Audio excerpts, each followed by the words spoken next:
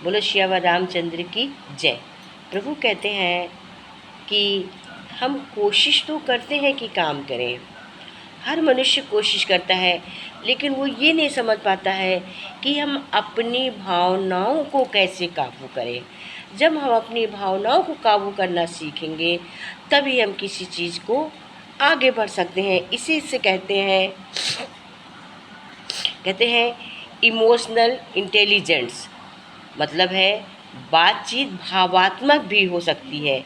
इसमें आप विचलित भी हो सकते हैं, चिंताग्रस्त भी हो सकते हैं, संकट में भी हो सकते हैं, लेकिन उत्तेजित होकर सफल नहीं हो सकते हैं। भावनाओं को नियंत्रण में रखना ज़रूरी है। बात करने से पहले जितना खुद को तैयार करेंगे उतना कम उत्तेजित होंगे। बातचीत पूरी होने पर नकारात्मक भावों को बाहर करें और सकारात्मक बातों पर ही ध्यान दें, नकारात्मक को सोचे ही ना।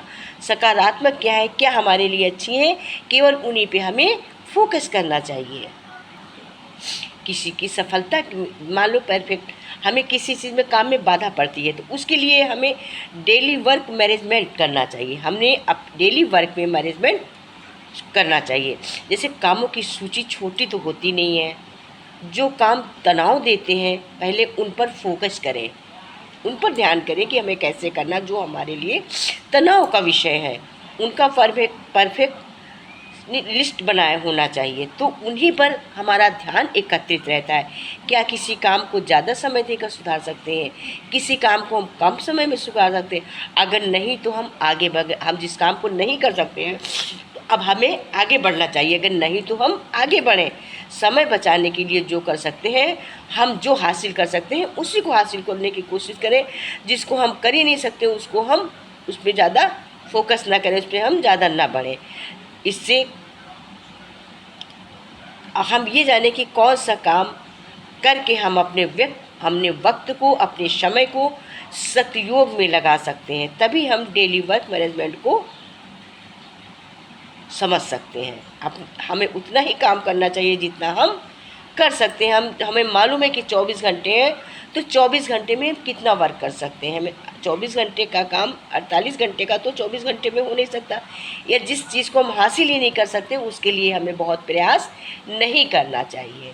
हमें मालूम है कि हम 2 चादर ला सकते हैं तो हमें 4 की नहीं सोचनी चाहिए। और हमको सभी के साथ में बिहेवियर मैनेजमेंट करना चाहिए। बिहेवियर मैनेजमेंट मतलब सबके साथ अच्छा व्यवहार करना चाहिए। कि ऐसे होता है, इससे परिणाम ये होता है वाहिक होते हुए भी व्यवहार को बदलना मुश्किल हो सकता है। इसकी जड़ें अक्सर किसी पुराने तजुर्बे से जुड़ी होती है। पुरानी बातें याद करें कि कैसे इस व्यवहार की शुरुआत हुई थी और कैसे आप सही व्यवहार करके अपनी ज़रूरतें पूरी कर सकते हैं। ये काम आसान नहीं है और समय भी लग सकता है, लेकिन इस तरह ज़्यादा संतोषजनक जीवन जीने से मदद मिलती जब हम अपने को सुधार कर अच्छा बिहेव करके सभी के साथ जीने की कोशिश करते हैं। तो हमारा अच्छे बिहेव से हमारा जीवन भी अच्छा व्यतीत होता है। इसीलिए कहते हैं हमें दूसरों अगर हम अपने को अच्छा बनना चाहते हैं, अच्छा व्यवहार चाहते हैं, तो हम जब पहले किसी के साथ अच्छा व्यवहार करेंगे तो हमें अच्छा व्यवहार मिलेगा, तो हमारा जीवन संतोषजनक बीतेगा। The art of losing, the art of losing, हार से नया नज़रिया विकसित होता है। अगर हम कहीं हार भी जाते हैं, किसी को काम करने में, किसी को सुधारने की कोशिश करने में प्रयास करते हैं, अगर हार भी हम जाते हैं तो इससे क्या होता है, हमें एक नया रास्ता मालूम होता है। हार को पूरे मन से स्वीकार करने वाला विजेता से कम नहीं होता है। जब हम अपनी हार मान जाते हैं कि हमारी किस चीज़ से हुई है, तो हम विजेता से कम नहीं होते, क्योंकि जितना विजयी होने से उसको अनुभव हुआ है उतना हमें हारने से भी अनुभव होता है। जब तनाव कोशिश के बावजूद आप हारते हैं और सामने वाला पक्ष जीत जाता है, तब क्या करें? जब विकट परिस्थिति आए तो उसे स्वीकार करना ही चाहिए कि मैं हार को पूरी गरिमा से स्वीकार करना चाहिए। जीत से अधिकार सिखाती है और हार एक नया नज़रिया विकसित करती है। जब हम जीतते हैं तो हमें बहुत खुशी होती है, हम स्वीकार करते हैं, लेकिन हमें हार विकसित करती है, हमें आगे क्यों ले जाती कि तुम इतने से अब हार जाते हो। तुम्हें ऐसा प्रयास करना चाहिए जिससे तुम्हारी जीत हो। तो हार से हमारी नज़रिया विकसित होती है। जीत को तो हम स्वीकार कर लेते हैं, पर हार से जो हमें मिलता है वो हमें जीत से नहीं मिलता। कहते हैं हार कर जीतना ही सफलता होती है। तो कहते हैं कि द आर्ट ऑफ लूजिंग, हार से नया नज़रिया प्राप्त होता है। हार होने पे कभी हताश नहीं होना चाहिए। Forgive for good, forgive for good, लोगों के प्रति भावनाएं बदलें, लोगों के प्रति हम विनम्र रहें। जिसके साथ काम करते हैं अगर उससे तंग रहते हैं तो आप उसके लिए बुरा सोचने लगते हैं। ये सोच धीरे धीरे आपके व्यवहार से उलझने लगेगी। लेकिन सभ्य और विनम्र बने रहना चाहिए। इसी की काम साथ मिलकर करना है। उसके प्रति भावना बदलने की कोशिश करें, उन्हें मदद के लिए पूछें, उसकी तकलीफ़ को समझें। ये आप दोनों के लिए फ़ायदेमंद सोचित साबित होगी। जब आपके प्रति कोई निगेटिव सोचता, आपके प्रति बार बार आप उसके प्रति पॉजिटिव सोचेंगे तो वो आपके लिए भी अच्छा सोचेगा। तो ये दोनों के लिए फ़ायदेमंद होता है। इसी तब फॉरगिव फॉर गुड, जब हम उसके लिए अच्छा सोचेंगे तो मेरे लिए ज़रूर सोचेगा। तो लोगों के प्रति हमें भावनाएं बदलनी चाहिए और हमें विनम्र रहना चाहिए। हमें माफ़ करना चाहिए। किसी से गलती हो जाती है तो हमें उसको अपने दिल में नहीं रखना चाहिए लगा के, उसके पीछे नहीं लग जाना चाहिए। इसलिए माफ़ करते हैं क्योंकि हमें उसके मन में गलत फहमी रहती है, इसलिए हम उसको माफ़ नहीं करते। पर हमें गलत फहमी नहीं पालना चाहिए। उसे लगता है कि माफ़ करके वो उस व्यक्ति के व्यवहार को मान्यता दे रहा। जब हम कोई गलती करता है उसको माफ़ करते तो लगता है हम उसको महत्व दे रहे हैं। ऐसा नहीं है, हम अपने को महत्व देते हैं। वे सोचते माफ़ करके उनके समर्थन में देते हैं। आपको अपने नुकसान पहुंचाने व्यवहार पर ध्यान देने की ज़रूरत नहीं है। आपको केवल माफ़ करना है जिससे कि आप अपने जीवन को और दोबारा लौट सके। जब आप माफ़ कर देंगे तो आप उसी तरह फिर पॉजिटिव हो जाएंगे जैसे आप थे। और आप किसी की गलती में माफ़ नहीं करते हैं तो आपका दिमाग उसी में घूमता रहेगा, चक्कर काटता रहेगा, तो आप भी तो निगेटिव होंगे। इसलिए जब किसी को माफ़ कर देते हो तो दिमाग संतुष्ट मिट्टी में आ जाता है। मैनेजिंग थॉट, नियमित बंधन से ही नए विचार जन्म होते हैं। अगर आप अपने लक्ष्य हासिल करने के 20 तरीके सुबह उठने से पहले तय कर लें तो आपका पूरा दिन रचनात्मक गुजरेगा। अगर आपने इस नियम को 5 दिन भी आजमा लिया तो आपके पास 100 नए विचार होंगे। ऐसे विचार जो लक्ष्य हासिल करने में काफ़ी मदद करेंगे। नियमित विचार मंथन से आपके पास ढेर सारे विचार होंगे जिनको आप दिन भर आजमा सकते हैं। कहते हैं थिंक एंड ग्रो रिच, सफलता के लिए लक्ष्य को भावना से जोड़ें। पैसा कमाना चाहते हैं, जीवन स्तर का ऊंचा उठाना चाहते हैं तो सोचिए आप वहां पहुंच गए हैं और ठीक वैसे ही ज़िंदगी जी रहे हैं जिसकी आपने कल्पना की थी। जब आप अपने लक्ष्य को उस भावना के साथ जोड़ते हैं तो आपको उसे हासिल करनी होती है। आप अपने दिमाग की उच्च स्तरीय शक्ति को सक्रिय करते हैं, अपनी सकारात्मकता को गति देते हैं। थिंक एंड ग्रो रिच, जब आप अच्छा सोचते हैं तो आप अच्छा करते हैं। जैसी थिंकिंग रखते हैं वैसा ही करते हैं। आपका मन बन जाता है, आपकी थिंकिंग अपने मन को शटल कर लेती है। कहते हैं सकारात्मक सोच, पॉजिटिव सोच हमारे मन में बदलाव लाती है। सोच हमारे मन की सोच ही हमारे पूरे जीवन स्तर को बदल देती है। कहते हैं जन्म लिया बच्चा मुट्ठी में भाग्य बंद करके आता है। बच्चे से कितना भी खुलवाइए वो इसे खोलता नहीं है, लेकिन पुरुषार्थ से ये भाग्य खुलता है।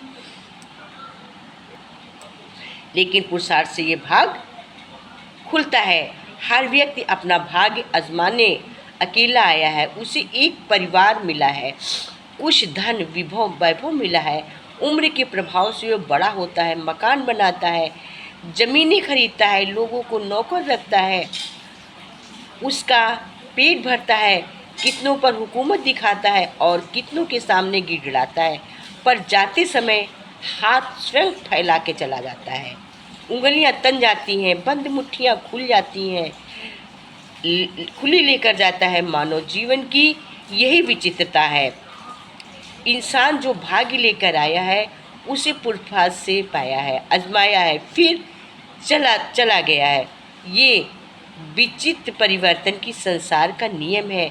जीवन में परिवर्तनों से शरीर ही नहीं बदला, मन, भाव, सोच, विकार, संकल्प, धारणाएं, कामनाएं, संकल्प, आवश्यकताएं, योजनाएं आदि सब कुछ बदलती हैं। बड़े सौभाग्यशाली लोग हैं जो इन बदलावों को समझ पाते हैं और जिनके बीच अपने को संभाल पाते हैं।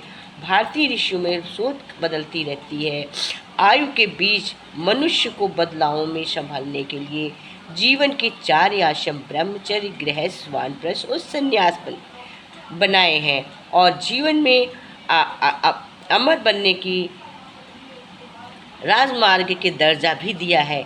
इन बदलावों के साथ जो मेहनत करते हैं, संतोष पाते हैं, शरीर से काम करते हैं, भावनाओं के साथ पवित्रता अपनाते हैं, ईश्वर गुरु को अपने हृदय, बुद्धि और सौंप कर चलते हैं, वे अंत समय तक हंसते खिलखिलाते सुख संतोष से भी भरे रहते हैं।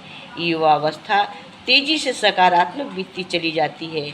गुरु ईश्वर से जुड़े व्यक्ति का जीवन शानदार बीतता है, पर जटिलताएं तो आती हैं। उनके साथ जो ईश्वर व गुरु अनुशासन को तोड़ते हैं। इसके बावजूद आयु के साथ मनोदशा का बदलाव, कटु सत्य और ऋषियों एवं स्वस्थ विज्ञान के अनुसार मानव कार्यों के तब तक मानसिकता एवं शरीर विद्याएं अपने उस अनुरूप लक्षण प्रकट कर ही लेते हैं। अतः ये जरूरी है कि व्यक्ति आयु के अनुसार संतों ऋषियों द्वारा नियमित मानकों का पालन करे, ही साथ ही आयु के अनुसार प्रकट होने वाले लक्षणों पर ध्यान दे रखकर सावधान रहे। कहते हैं गुरु हमें ज्ञान देता है, सत्संग में बैठा के हमें यही बताता है कि भगवान तो हमारे अंदर है, लेकिन उसको हम प्रकट करें कि हमारे अंदर कैसा है, कैसे है, हम उसको समझें, हम जागृत हों और हम जानें भगवान तो मेरे ही अंदर है। एक बार अकबर के दरबार में एक कवि आया।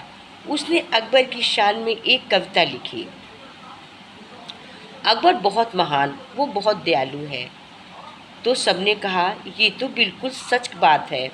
उसकी कविता सुनकर लोग उसकी तारीफ करने लगे। तो जब कवि को लगा कि उसकी कविता का सब लोगों को पसंद आ रही है, तो उसने फिर एक और कविता बनाई और उसमें राजा की प्रशंसा की।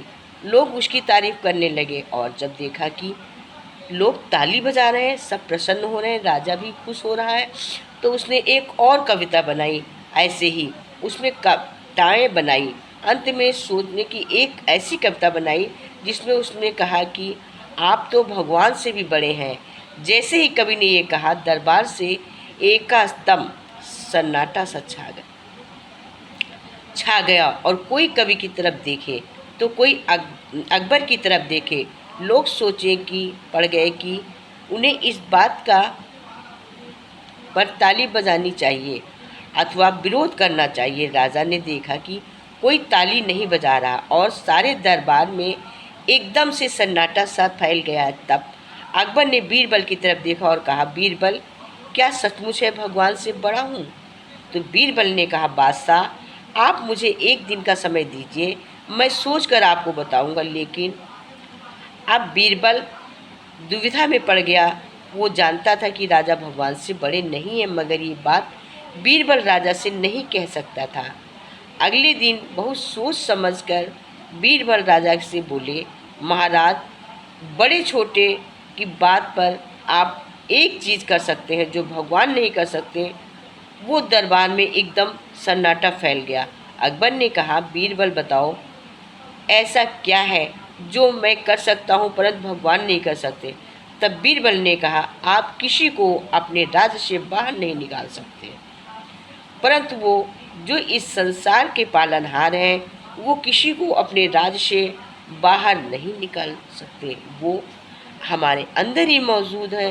तो हमें डरने की क्या ज़रूरत है।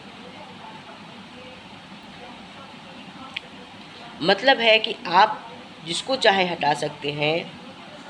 मतलब बीरबल ने कहा कि राजा साहब, जो आप कर सकते हैं वो भगवान नहीं कर सकते। बोले क्या हम कर सकते हैं? कि आप जिसको चाहे इस दरबार से बाहर निकाल सकते हैं, लेकिन भगवान नहीं निकाल सकते हैं। आप जिसको चाहे हटा सकते हैं, लेकिन भगवान की सबको स्वीकार करेंगे। भगवान किसी को नहीं हटा सकते हैं। ये बात सुनकर राजा एकदम चकित हो गया।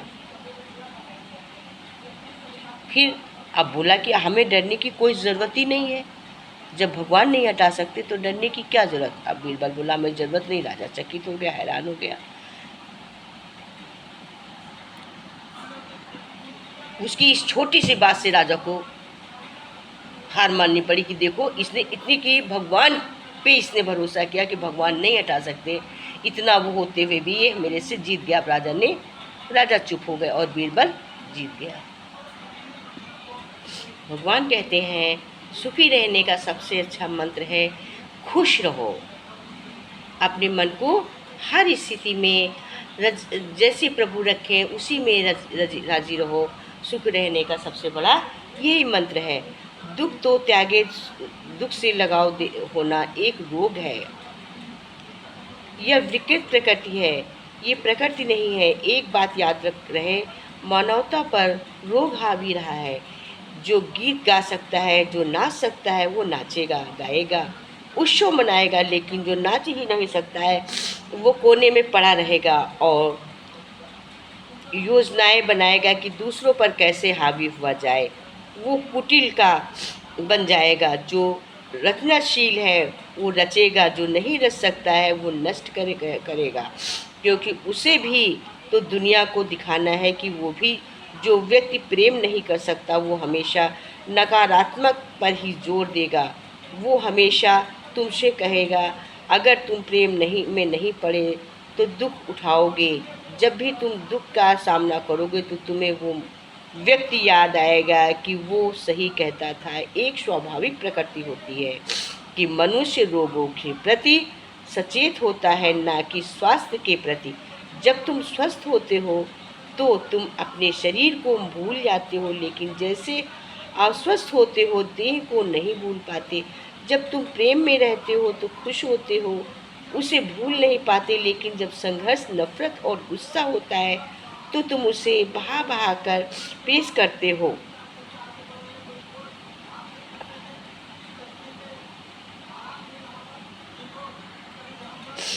दुख के प्रति अपनी आसक्ति त्याग दो, जीवन से प्रेम करो और अधिक खुश रहो। जब तुम एकाग्र प्रसन्न रहोगे, संभावना तभी होती है, वरना नहीं। दुख तुम्हें बंद कर देता है, सुख तुम्हें खोलता है। दुखी लोग हमेशा कठोर हो जाते हैं, उनकी नरमी खत्म हो जाती है। एक प्रसन्न व्यक्ति फूल की तरह, उसे ऐसा वरदान मिला हुआ है कि वो सारी दुनिया को आनंद ही दे सकता है, खुलने की ज़रूरत कर सकता है। पूरी प्रकृति उसको खुली हुई दिखाई देती है और उसे कहीं डर नहीं लगता। वो खुल सकता है, हंस सकता है, प्रसन्न रह सकता है। वहीं क्षण होता है जब दिव्यता तुम में प्रवेश करती है। केवल उसी क्षण प्रकाश तुम में प्रवेश करता है जब तुम बुद्धत्व प्राप्त करते हो। तुम खुशी की ओर बढ़ते हो, मन खुश करते हो, एकाग्र होते हो, प्रभु में लगाते हो थोड़ी देर, उसी समय तुम खुश होते। कहते हैं हमें खुशी की चाबी हमेशा खोली रहनी चाहिए, अपने दिमाग को हमेशा खुश रखना चाहिए। जय जय श्री राम। मेरा आपकी कृपा से सब काम हो रहा है, मेरा आपकी कृपा से सब काम हो रहा है। करते हो तुम प्रभु जी, करते हो तुम कन्हैया, मेरा नाम हो रहा है। करते हो तुम कन्हैया, मेरा नाम हो रहा है। मेरा आपकी कृपा से सब काम हो रहा है। मेरा आपकी कृपा से सब काम हो रहा है। पतवार के बिना ही मेरी नाव चल रही है। पतवार के बिना ही मेरी नाव चल रही है। हैरान है ज़माना, मंजिल भी मिल रही है। पतवार के बिना ही मेरी नाव चल रही है। हैरान है ज़माना, मंजिल भी मिल रही है। करता हूँ नहीं कुछ, करता हूँ मैं नहीं कुछ, सब काम हो रहा है। करता हूँ मैं नहीं कुछ, सब काम हो रहा है। मेरा आपकी कृपा से सब काम हो रहा है। मेरा आपकी कृपा से सब काम हो रहा है। करते हो तुम कन्हैया, करते हो तुम कन्हैया, मेरा नाम हो रहा है। हरि आपकी कृपा से सब काम हो रहा है। मेरा आपकी कृपा से सब काम हो रहा है। तुम साथ हो जो मेरे, किस बात की कमी है। तुम साथ हो जो मेरे, किस बात की कमी है। किसी और की मुझे अब दरकार भी नहीं है। किसी और की मुझे अब दरकार भी नहीं है। तेरे साथ ये गुलाम गुल काम हो रहा है। तेरे साथ ये गुलाम शब गुल काम हो रहा है। मेरा आपकी कृपा से सब काम हो रहा है। करते हो तुम कन्हैया, करते हो तुम सवरिया, सब काम हो रहा है। मेरा आपकी कृपा से सब काम हो रहा है। मैं तो नहीं हूँ काबिल, तेरा पार कैसे मैं पाऊँ। मैं तो नहीं हूँ काबिल, तेरा पार कैसे पाऊँ। मैं तो नहीं हूँ काबिल, तेरा पार कैसे पाऊँ। टूटी हुई वाणी से गुणगान कैसे गाऊँ। टूटी हुई वाणी से गुणगान कैसे गाऊँ। तेरी ही प्रेरणा से कमाल हो रहा है। तेरी ही प्रेरणा से कमाल हो रहा है। मेरी आपकी कृपा से सब काम हो रहा है। मेरा आपकी कृपा से सब काम हो रहा है। करते हो तुम कन्हैया, करते हो तुम सवरिया, मेरा नाम हो रहा है। मेरा आपकी कृपा से सब काम हो रहा है। मेरा आपकी कृपा से सब काम हो रहा है। करते हो तुम कन्हैया, मेरा नाम हो रहा है। बोलो बाके बिहारी लाल की, श्री रामचंद्र की जय। प्रभु दीनानाथ हरिओम तत्सत।